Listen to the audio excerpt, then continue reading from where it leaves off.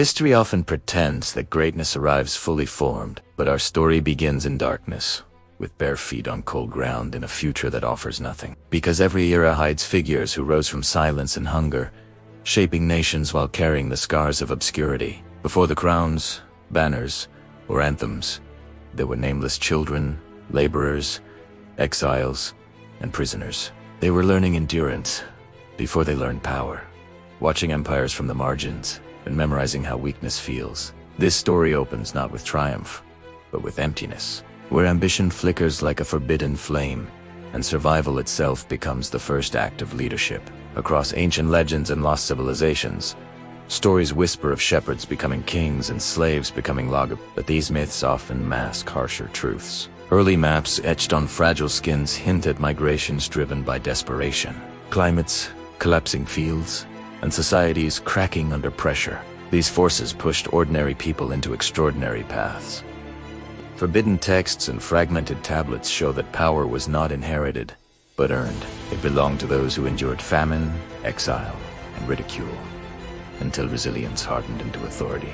Archaeology reveals that leadership often emerged during collapse, when floods rewrote borders and droughts emptied cities. In those moments, survival demanded decisions without precedent. From river valleys to desert strongholds, individuals without lineage stepped forward, not because destiny chose them, but because hesitation meant extinction. Modern technology now scans ruins and reads soil like archives, confirming that crises compress history, elevating the unknown while erasing the comfortable. These moments forged rulers who understood fear intimately. They ruled with calculation and vision, born from necessity and chance. Yet, political history rarely acknowledges such origins. Nations prefer clean narratives, not reminders that power can rise from poverty and rage. Archives reveal deliberate suppression, stories buried, names erased, and beginnings softened to protect the elites from uncomfortable truths. When leaders who rose from nothing succeeded, their early suffering threatened inherited authority,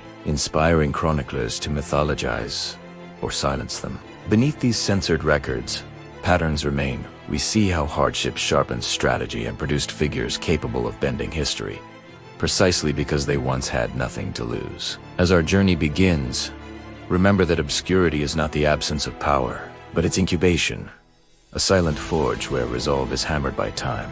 The leaders we'll explore won't emerge from marble halls, but from hunger, exile, and the forgotten corners of the world. They carry ancient lessons etched by climate, conflict, and forgotten knowledge. That ascent challenges our comfort and exposes how history is curated, not merely recorded. In their shadows, a question lingers.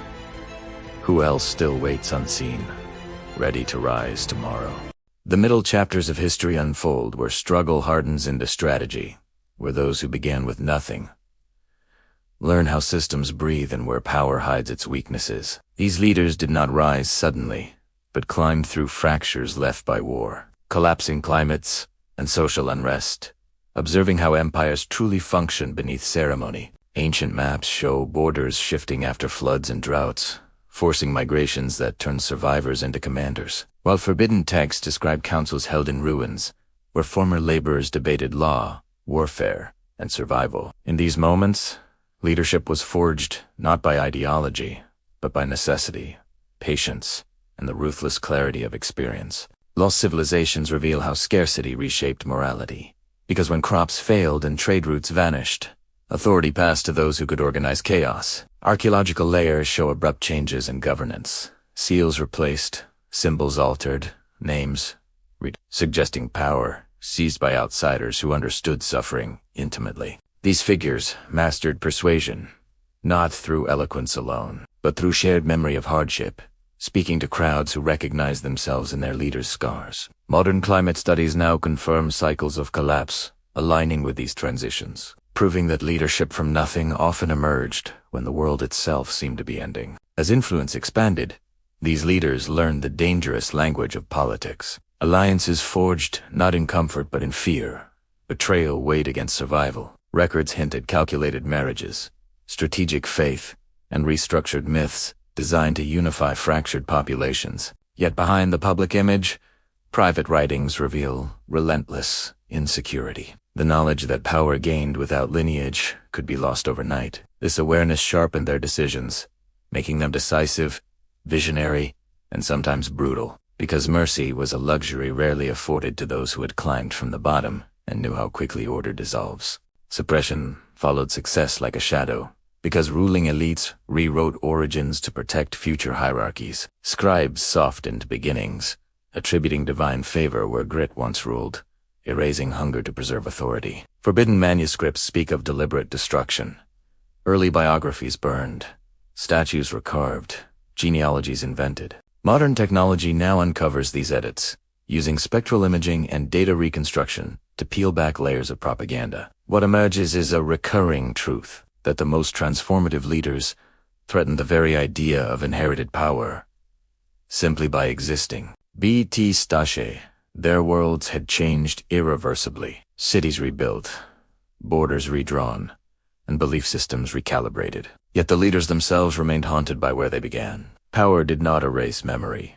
It amplified it, turning past suffering into constant vigilance. They ruled knowing collapse was always possible, because they had lived through it once already. As the narrative tightens, the question deepens. Whether greatness born from nothing ultimately frees humanity, or simply replaces one cycle of dominance with another, darker and more efficient than before.